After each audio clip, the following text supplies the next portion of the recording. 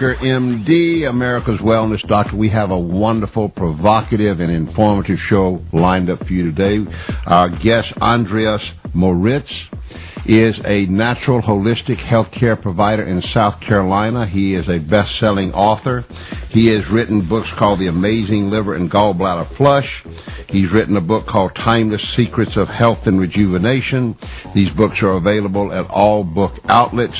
And we're going to discuss the most interesting aspect of his work as far as I'm concerned, at least up until now, until I know more about what he does. And this book is Cancer is Not a Disease. It is a Survival Mechanism. Now, that's a pretty provocative statement, Andreas. That is. Articulate on that. Well, I took a risk at that, but I've been dealing with cancer patients for the last 30 years, and the things I've perceived and understood by giving them the possibility to help balance some of the unbalanced situations in their lifestyle, in their eating habits, in the way of perceiving their own lives, so emotional health, spiritual health, and mental health. I've come to the conclusion that cancer is not a vicious monster that somehow is attacking the body, trying to kill it. And I've seen that the body is not suicidal by nature. We call cancer an autoimmune disease, but in reality, the body doesn't, is not out there to attack itself. There's nothing out in nature that has suicidal tendencies. And so it didn't make any sense to me that the body would make the exception, that the body would come up with all those diseases, including cancer, that were just there to make their life miserable and to destroy it. And I agree with you wholeheartedly in that, but how can you balance the body? We've had other authors on that have said essentially the same thing. One of the authors we had on was Raymond Francis, who wrote the book Never Be Sick Again, and he points out how all disease comes from a lack of homeostasis within the body, within the cellular makeup, right, and that you improve that homeostasis and virtually all disease simply goes away. And he gives an outline of treatments of that. C. Norman Sheely, an M.D. and a Ph.D., right, has written several books, again, creating homeostasis, and then having the body respond to these techniques of homeostasis and throw off disease. Right. What are some of the techniques that you use in your practice to help patients receive homeostasis if indeed they are suffering with cancer? Very good question. But in fact, the simplest things that we are neglecting today are exposure to sunlight. For example, we now know that we can, reverse cancer simply by putting the person out in the sun. Mm-hmm. We now know that, there are 67% of all cancers are preventable simply by having regular exposure to the sun. Why? Well, because the sun is, basically allowing the body to produce enough vitamin D. It doesn't take very much sunlight exposure, maybe 20 minutes, to fill up the vitamin D stores. And vitamin D is responsible for keeping the immune system strong, and the immune system is our defense and healing system in the body. And if that's very healthy and strong, then you can ward off any kind of illness. So that's one aspect. Along the lines of those aspects, I have just been astounded that people that are trying to shield themselves from the sun, yes, they don't want to get any sun on their skin. They slather up with all this, SP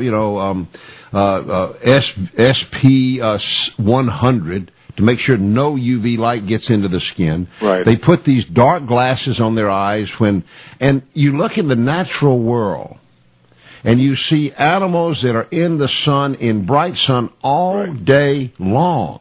Absolutely. I have not seen one single animal wearing dark glasses. Have you? And the studies exist to prove beyond the reason of a doubt that sunlight has healing properties. Absolutely. The latest studies from Norway and America showed that the people that live closest to the equator have the lowest rates of cancer, including skin cancer. And the further north you go, the more cancers you have. And if you do have cancer and you go south, you're healing much, much faster, recover from the cancer much faster than if you were moving north, where you would have a much slower recovery from cancer. So again, it shows that the sun is a very, very powerful tool in healing and restoring the balance. Absolutely. There are hundreds of studies now. I've actually written a book. It's on the healing power of sunlight that clearly shows that even back then, back in 1920s, people were exposed to who were exposed to the tuberculosis germs. They had complete recovery by when the doctors were taking them up into the Swiss high-altitude mountain ranges and exposing their entire body, including the genitals, to the sunlight, and they found they recovered so quickly that, and the problem never recurred. So if nature had intended us to wear sunglasses, we would have had shades on the eyes, on our eyeballs. But we didn't. It is so silly. And we just take at face value all these authoritative, like from from the dermatologist, use your sunscreen, This doesn't mean that you need to go outside and allow the sun to kind of half roast you. No, you use common sense, and then you use clothing to cover when you're beginning to get pink and stuff. You just mentioned a very good point. The sunscreens, and we now know that in fact putting sunscreens on the skin, which is a deadly cocktail of poisons, which are absorbed right into the skin, and you know how quickly the sunscreen is going off. People are replenishing it all the time, like every hour, and so you put this massive amount of chemical, combined chemicals into the skin, which goes deeper and deeper into the tissues. Then the sun UV rays actually react with those chemicals, and that can create an acid pool inside the skin that eventually can cause cell mutation. So the actual chemicals are more responsible for skin cancers and the deterioration of the skin than the sun would. The sun itself doesn't damage. I've been living in a place like Cyprus for 15 years. I lived in Africa. I lived in very, very sunny places all my life. And I've exposed myself to the sun. My skin is perfect. And I'm 54. I don't have wrinkles. I don't have age, damage. And sometimes when you get a sunburn, you get it, but you recover from it very quickly. So it's more the internal condition and what we eat, what we put into our body, that it determines how well nourished the skin is and how much able the skin is in warding off disease-causing germs and disease-causing chemicals. We could spend the rest of the hour talking about the benefits of sunlight. I think that it causes testosterone levels to increase. It just drives me nuts to go around and see everybody wearing dark glasses. Just drives me nuts. Yeah, absolutely. However, you've got a lot of additional insights. What is something else that patients to avoid cancer can do? The second most important thing that I've discovered long before the studies came out, in fact, 20, 30 years ago, I found that people who didn't sleep at the right times of the night, they became more prone to developing all kinds of illnesses, including cancer.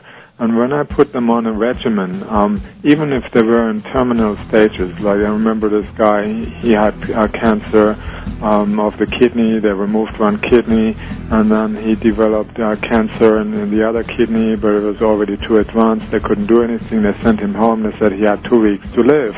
And Andreas, hold that thought. We're going to be coming up to a break. We'll continue that right after the break. This is Julian Whitaker, America's Wellness Doctor. We're talking to Andreas Moritz. Very interesting information about how to treat and prevent cancer with natural therapies. We are breaking new ground here, I think, for many of you, and talking about that exposure to sun is a good thing. Not a bad thing.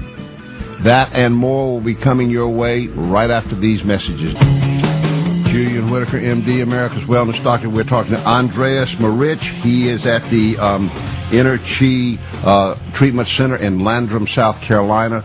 And never has information like this been more pertinent. We have been chasing our tails in treating cancer for 100 years and have found almost nothing that is helpful or substantially helpful.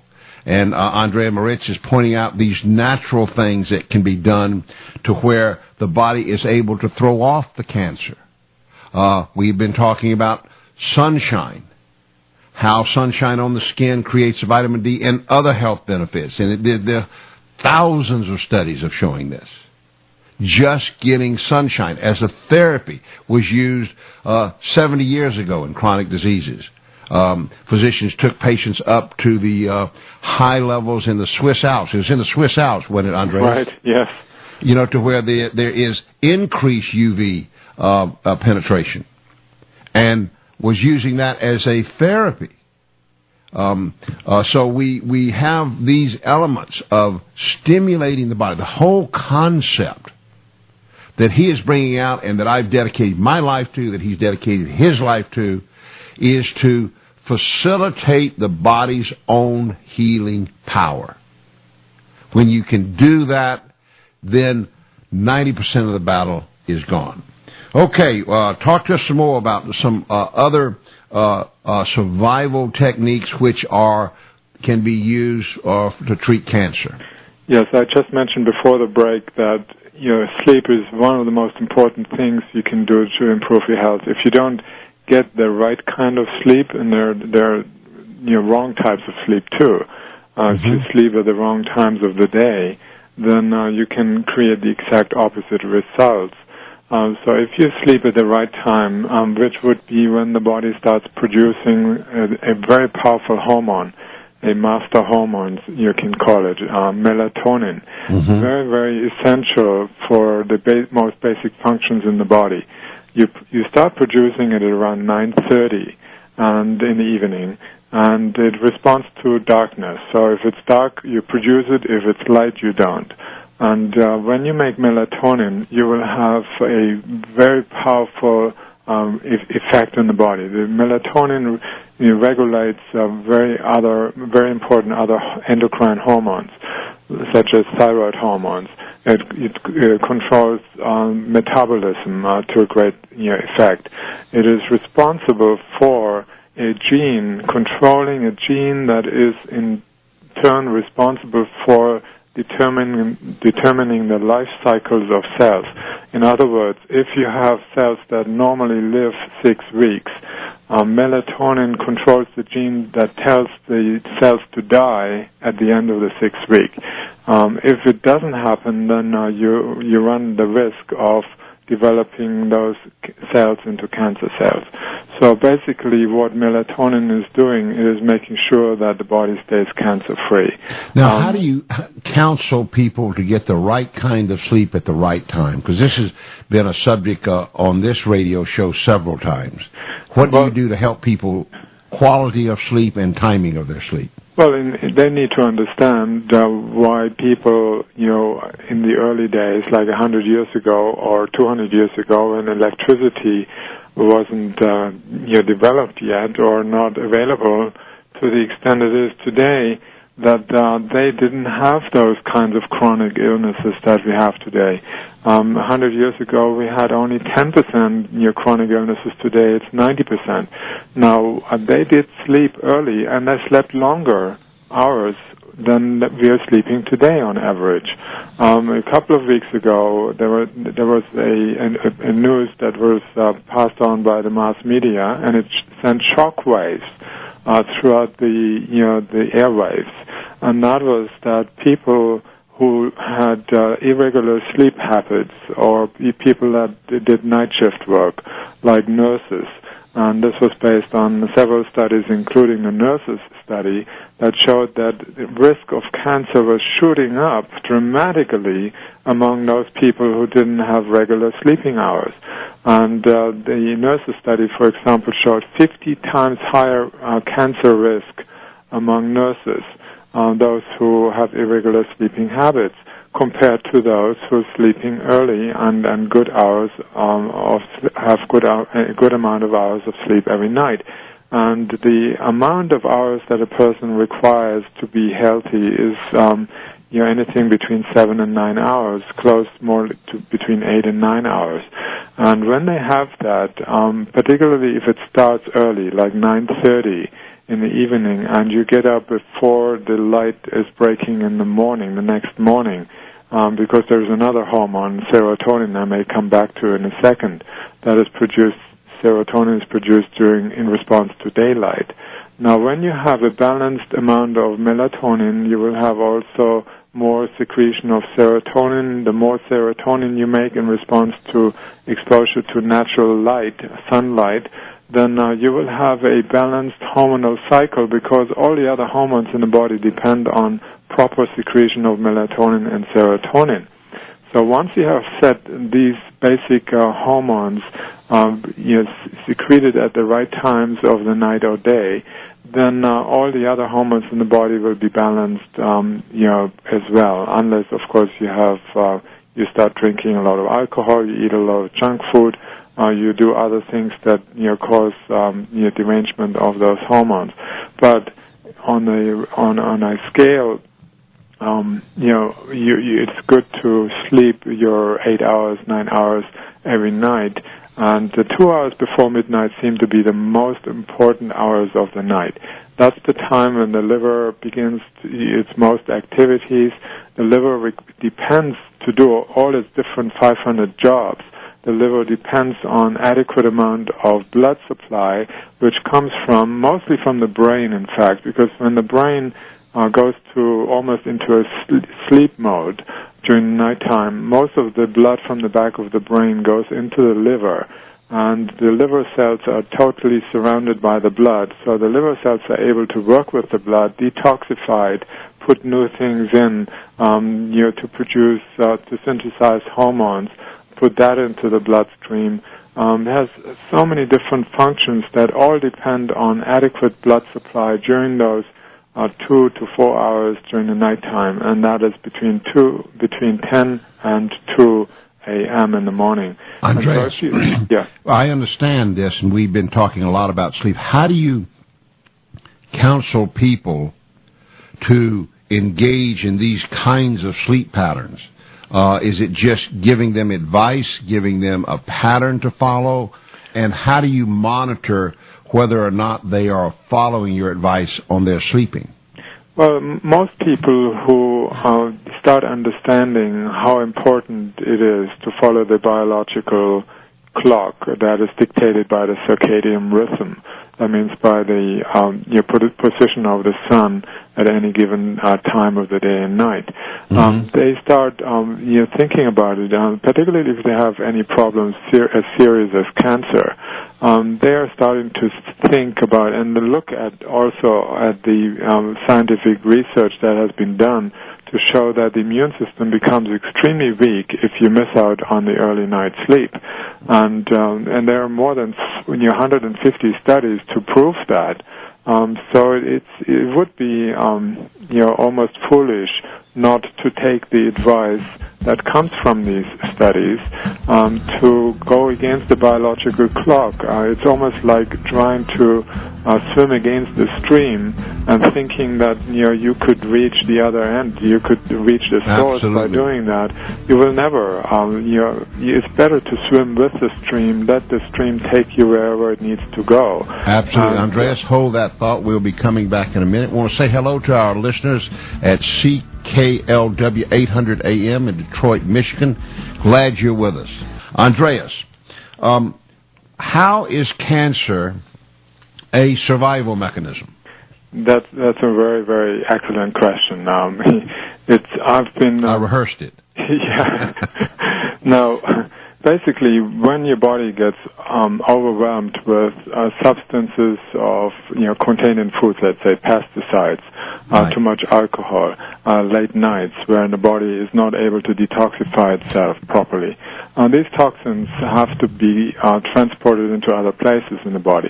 They tend to accumulate in the connective tissues. All pesticides and additives and hormones that are in our food supply, even in our water supply nowadays, these have to be processed by the liver. The liver is producing stones. They're called intrahepatic gallstones. That's the name that is given by Johns Hopkins University.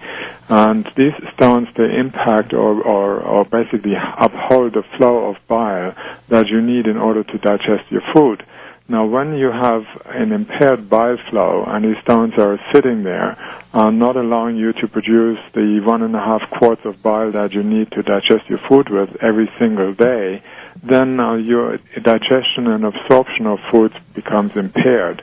And as a result, you have a large amount of fermentation going on in your intestines, or putrefaction, where the food is being decomposed by bacteria. These bacteria produce poisons.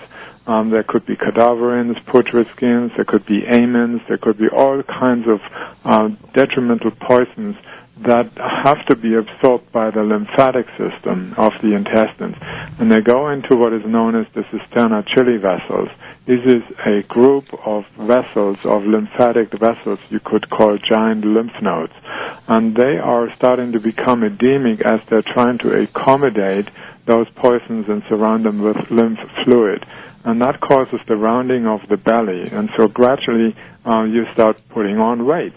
And eventually the cisterna-chili vessels become so overtaxed that it causes massive lymphatic congestion throughout the body, including in the thoracic duct that runs right from the cisterna-chili vessels all the way up towards the throat. The thoracic duct is responsible for draining the thyroid, the breasts, the head, the upper part of the body. And if it's clogged up, then there will be lymph drainage problems on the local area in different parts of the body. And wherever there is retained lymph, that means lymph that is blocked, that is congesting the connective tissue with substances that are metabolic waste products like lactic acid, uric acid, urea, ammonia, very caustic, acidic compounds. If they are trapped in the connective tissue, that's the fluid surrounding the cells, then the oxygen and nutrients that your body is trying to supply to the cells can no longer reach the cells, and the cells have to genetically alter their functioning, and they mutate into cancer cells in order to survive in this very toxic environment. And they are actually, they learn to do that. So they're not. Andreas, that is a very erudite discussion of how diet contributes to cancer. What would be some of the solutions that you would recommend in terms of the diet that would help to prevent cancer? For one thing is I've found every person who had cancer had massive numbers of intrahepatic gallstones in their liver and gallbladder. So cleansing the liver and gallbladder is very, very basic to the recovery. And typically a cancer patient will pass between 2,000 and 4,000 stones. I've personally had 40 gallstone attacks before my first liver flush, and I passed 3,500 stones. And then that seems like a large number of stones. It is. How could you count them? You can count them. Let's say if you pass 50 each time during each bowel movement, then during that one. So you'd have to examine the bowel movements and count stones. Well, the way you literally release the stones is just water and stones, and they float in the toilet, and you can see them. They're bright green, most of them. They're cholesterol stones, and some sink to the bottom, which are from the gallbladder. They're calcified. But the rest of, it is basically just water. And so you can easily count them. You can take a colander and you can fish them out, and you can make you can take pictures of them. I don't think I've ever seen a green stone. Yes, these are personally. typical. You can see them in dissected livers. You can, that's true, but I don't think I've ever seen one. Yeah, you would bathroom. see them if you do a liver flush. You see them floating in the toilet. They're lighter than water, 80%, 90% cholesterol. They look like peas, as if you're eating peas, and that's exactly how they look. Okay, and that you've written a book on that, is that correct? Yes, The Amazing Liver and Gallbladder Flush. What are some of the ways that techniques that are addressed in that book to flush the liver and the gallbladder? It's basically using a mixture of olive oil and lemon juice or other citrus fruit juice, Epsom salts to help relax the bile ducts while you are actually flushing out the stones from the liver and gallbladder, and a preparation period of 6 days where you soften the stones with either apple juice or malic acid or cranberry juice, and it will allow your body then to expel anything from 100 to 1,000 stones at a given time. Okay, this is the Amazing Liver Cleanse, and so you would use malic acid or apple juice or cranberry juice for, say, 6 weeks? 6 days. 6 days, six days before. You don't fast. You just basically add that to your normal diet and lifestyle. And then now you would have, like on a Saturday night, you would take the mixture of olive oil preceded by some Epsom salts that you take before. And how much olive oil would you recommend? About 4 ounces. 4 ounces is sufficient to lead to prompting the gallbladder to squirt out a lot of bile. And as the bile comes out, the stones that come out with it, they will easily go through the bile ducts without getting stuck. What is the mechanism of the citrus? The citrus also helps to trigger a lot of bile. We know that bile is triggered by fats and by citrus juice, and so when you combine the two, you will have a very strong effect of releasing a lot of bile, and then along with it the stones, and that's how you get rid of the stones. And so you can actually count the stones. And how many patients do you think you've treated with this liver cleanse? Not the ones that have bought. Excuse me. About 500,000, 750,000. Now, you haven't personally treated 500,000, have you? No, personally, I have had several thousand. Several thousand. Yeah. But have you got information on that large number of people that have used this technique? Yes, I get like 150 emails per day, people sending me pictures of their stones and You're kidding. their experiences. Oh, yes. Oh, that's great. And that would be worldwide, right? Oh, it's this is a fascinating book. Okay, I'm going to get this book. It's in China, it's in Japan, it's in Asian countries, it's in African countries, it's in all European countries. The book is translated in now 10 languages. Now, what are the complications that could reside? Are there any? No, not really, because the way the cleanse is designed is that it prevents stones from getting stuck. I personally, as I mentioned, I suffered from 40 gallstone attacks. It's extremely painful, and once I did my first liver flush, I never had an attack again. So it prevents people from having gallstone attacks. Most people believe that gallstones, they only exist in the gallbladder, but that's a myth. Most stones are actually in the liver. And it's a precursor for many illnesses, a huge number of illnesses that relate to the congestion of bile ducts. Andreas, hold that thought. We'll be right back. We're talking with Andreas Moritz. He is the author of The Amazing Liver Flush, Liver and Gallbladder Flush. It's a book. It's available. It's translated into 10 languages. Apparently 500 million people have used this to flush their gallbladder of stones. This is one of the first steps he uses in the treatment of cancer and other degenerative diseases just to improve health. This is Julian Whitaker, MD. We will be right back. We're talking with Andreas Moritz, and we're talking about the amazing liver and gallbladder flush. And you were telling me off air that you got this information in your travels in Cyprus, that they've been using this for how long have they been using this kind of method? Hundreds of years. I mean, and Ayurvedic medicine talks about it as well 6,000 years ago. So these are not new concepts. They are time-tested standard practices in many of the cultures. where they needed to clear the body of toxins and things that naturally accumulate over a period of time and causes a lot of aging. And they found it helped them, and so that's how these pieces of information were passed on from generation to generation. And so the technique that you advocate in the amazing liver and gallbladder flush is to drink apple juice or cranberry juice for 6 days, followed by 4 ounces of olive oil along with lemon juice. Is that correct? Yes, or grapefruit juice. That would be at 10 o'clock in the evening, preceded by some Epsom salt doses, at 6 o'clock and then 8 o'clock to keep the bile ducts relaxed so all the stones can travel through the bile ducts without any problems and easily and quickly. And during the next morning, you would take some more Epsom salts, which will help to flush out everything, and the stones will end up showing up in the toilet bowl. Incredible.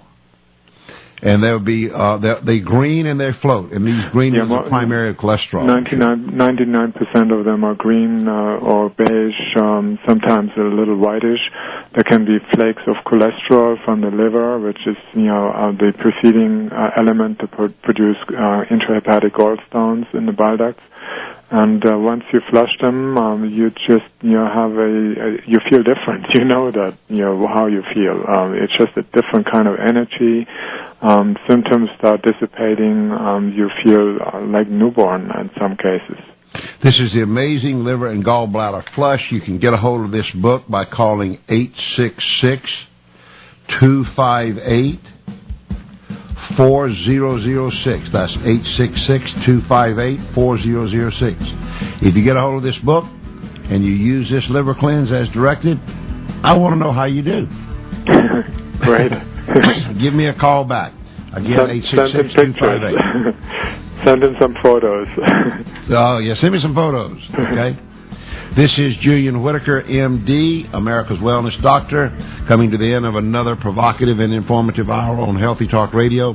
Thanks, Andreas Moritz, for informing us on the many and unique methods you use to help people. This is Julian Whitaker, M.D. So long, stay healthy.